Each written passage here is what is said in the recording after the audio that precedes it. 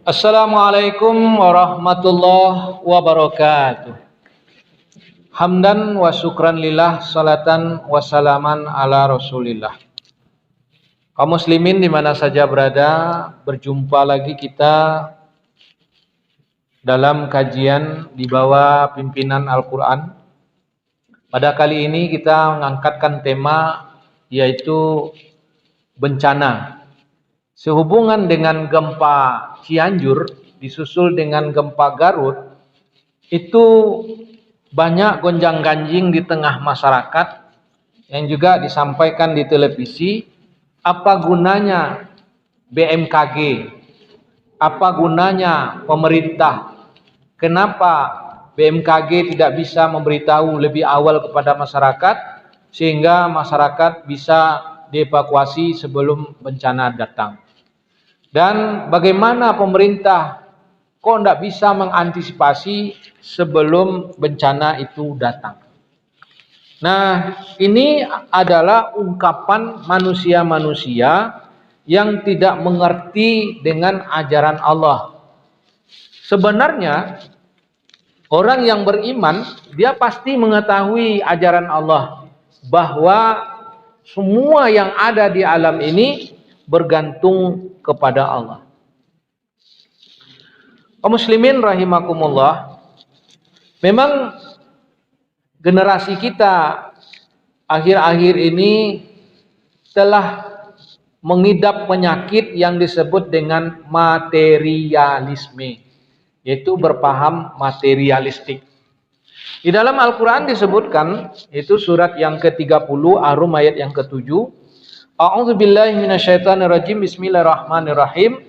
Ya'lamuna zahiran minal hayatid dunya. Mereka hanya mengetahui zahir dari kehidupan dunia saja. Kenapa terjadi gempa? Itu karena ada lempengan yang patah, gitu. Ada pergeseran di bawah laut dan lain-lain sebagainya. Padahal di dalam surat Al-Ikhlas sudah disebutkan Allahus Samad. Oh, Allah itu tempat bergantung. Semua yang ada di alam ini, termasuk peristiwa, bergantung kepada Allah. Maka gempa, tsunami, banjir bandang, galodo, angin topan, gunung meletus, dan semua bencana yang terjadi tidak akan bisa dideteksi oleh manusia, dan manusia tidak akan bisa menghindar dari bencana itu.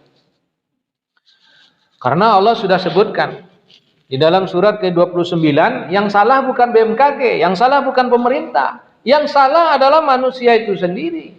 Mereka tidak mau menerima Allah sebagai rajanya. Mereka tidak mau menerima aturan Allah sebagai aturan hidupnya. Di dalam surat 29 Ankabut ayat 40 disebutkan, Fakullan akasna bisambihi, masing-masing kami azab karena pelanggaran-pelanggarannya, karena dosa-dosanya. Faminhum man arsalna alaihi hasibah. Sebagian mereka ada yang kami binasakan dengan hujan batu, melalui gunung meletus, melalui badai pasir. Wa minhum man akhazathu sayhah. Di antaranya ada yang kami binasakan dengan letusan yang dahsyat, dengan petir. Wa minhum man khashafna bihil ardo. Di antaranya ada yang kami benamkan ke dalam bumi. Wa minhum man alraqna. Dan sebagian dari mereka itu ada yang kami tenggelamkan ke dalam air tsunami. Wa ma kana Allahu liyazlimahum. Allah tidak menganiaya mereka. Walakin kanu anfusahum yazlimun. Karena merekalah yang menganiaya diri mereka sendiri. Jadi bukan alam yang tidak bersahabat dengan kita, tetapi Allah sudah benci kepada kita. Jangan ditanya ke rumput yang bergoyang, tanyalah kepada Al-Quran, maka akan terjawab. Masyiral muslimin rahimakumullah. Dalam surat ke-42 surah ayat 30 disebutkan, wa ma asabakum min musibatin fabima kasabat aydikum wa ya'fu an katsir. Apa saja musibah yang menimpa kalian, itu adalah karena kesalahan-kesalahan yang telah kalian lakukan. Karena kesewenang-wenangan kalian di muka bumi ini. Dan banyak yang Allah maafkan. Andaikan Allah tidak memaafkan kesalahan-kesalahan kita, maka setiap kita berbuat salah pasti akan diazab oleh Allah. Lalu di ayat 31 sebutkan, wa ma antum bimu'jizin fil ardi wa ma lakum min dunillahi min waliyyin wala nasir. Kamu sekali-kali tidak akan bisa melarikan diri di muka bumi ini, dan tidak ada penolong bagi kalian selain daripada Allah. Masyarul muslimin rahimakumullah.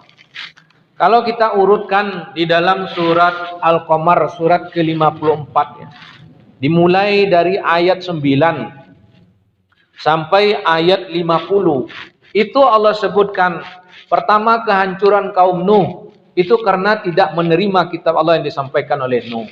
Lalu di ayat 17-nya Allah katakan, walaqad yassarnal qur'ana lidzikri fahal mim muddakir.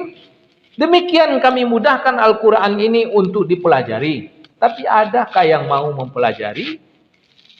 Kalau Al-Quran tidak mau dipelajari dan tidak mau diamalkan, maka akan terimalah azab sebagaimana azab kaum Nabi Nuh.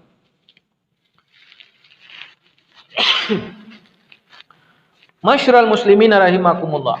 Berikutnya kaum Nabi Hud itu dihancurkan dengan badai pasir. Lalu di ayat 22 diulang lagi.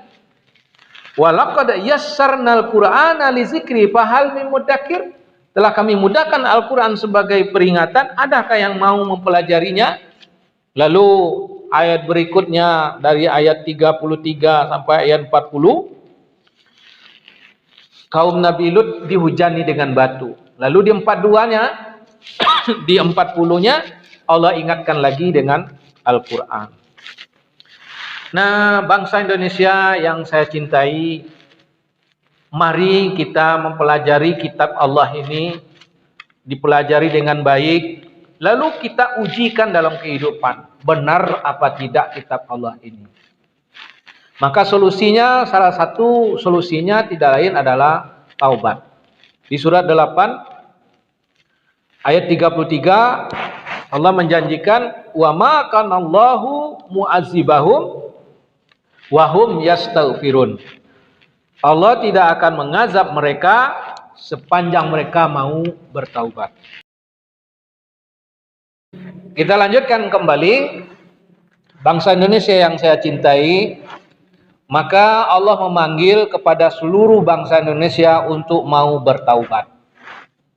Seandainya bangsa Indonesia mau membangun ketakwaan sebagaimana tujuan pendidikan nasional, ya, bahwa salah satu tujuan pendidikan nasional adalah mencerdaskan kehidupan bangsa, membangun manusia seutuhnya yang bertakwa dan berakhlak mulia.